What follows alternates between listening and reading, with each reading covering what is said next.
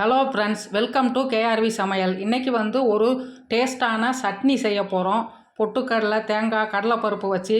இது இட்லிக்கு, தோசைக்கு தொட்டு சாப்பிட்றதுக்கு நல்லா டேஸ்ட்டு சூப்பராக இருக்கும். இது வந்து இன்றைக்கி நான் இட்லிக்கு வந்து இந்த சட்னி செஞ்சுருக்கேன். அதை வந்து எப்படி செய்யலான்ட்டு இப்போ பார்க்கலாம். இதை இட்லிக்கு வந்து தொட்டு சாப்பிடும்போது அவ்வளோ ஒரு ருசியாக இருக்கும். கேஆர்வி சமையலாம் முதன் முறையாக பார்க்குறவங்க மறக்காமல் சப்ஸ்கிரைப் பண்ணிடுங்க. ஃப்ரெண்ட்ஸ்களுக்கு ஷேர் பண்ணுங்கள், லைக் பண்ணுங்கள். வீடியோவை ஸ்கிப் பண்ணாமல் பாருங்கள். இப்போ வந்து இட்லிக்கு இந்த சட்னியை தொட்டு சாப்பிட்றதுக்கு அருமையாக இருக்கும். எப்படி செய்யலான்ட்டு பார்க்கலாம். அரை கப் வந்து நான் பொட்டுக்கடலை எடுத்திருக்கேன். அதை வந்து நான் மிக்ஸி ஜாரில் போட்டுக்கிறேன்.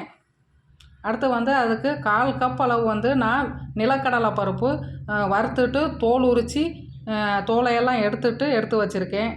அதையும் போட்டுக்கிடுவோம். அடுத்து வந்து அரை கப் வந்து தேங்காய் பல் பொடிசாக கட் பண்ணி வச்சுருக்கேன். அதையும் போட்டுக்கிடுவோம். அடுத்து வந்து பச்சை மிளகாய் ஒரு 5, பூண்டு பல் 3, கறிவேப்பிலை கொஞ்சம், இஞ்சி துண்டு 1 அதையும் போட்டுக்கிடுவோம் மிக்ஸி ஜாரில். போட்டுவிட்டு தேவையான அளவு இதுக்கு உப்பு போட்டுக்கிடுவோம்.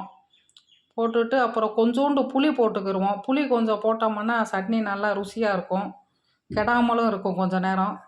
அதனால் இதை வந்து நான் அரைச்சிட்டு வந்துடுவோம். ரொம்பவும் நைஸாக வலுவலன்னு அரைக்கக்கூடாது. இந்த மாதிரி கொஞ்சம் கொரகொரப்பாக இருக்கணும். இதை வந்து இப்போ வந்து ஒரு பவுலுக்கு மாற்றிக்கிடுவோம். மாற்றிட்டு இது வந்து தேவையான அளவு தண்ணி ஊற்றிக்கிடுவோம். இது கெட்டியாக இருந்தால் நல்லா இருக்காது. அதனால் கொஞ்சம் தண்ணி ஊற்றி நல்லா கரைச்சிக்கிடுவோம்.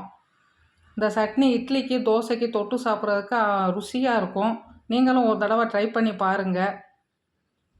இப்போ வந்து தேவையான அளவு தண்ணி ஊற்றி நல்லா கரைச்சாச்சு. அடுத்து வந்து இதுக்கு தாளிப்புக்காக கடாயில் வந்து கொஞ்சம் எண்ணெய் விட்டுக்கிடுவோம். கடலை எண்ணெய் விட்டுட்டு எண்ணெய் வந்து நல்லா காஞ்ச பிறகு கடுகுளுந்து வந்து 1 ஸ்பூன் போட்டுக்கிறேன்.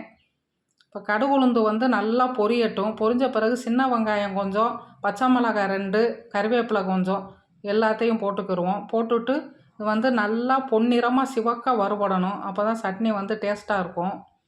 இப்போ வந்து பொன்னிறமாக நல்லா வறுபட்டுருச்சு. இதை வந்து சட்னியில் எடுத்து கொட்டிக்கிடுவோம். இப்போ சட்னியில் எடுத்து கொட்டியாச்சு.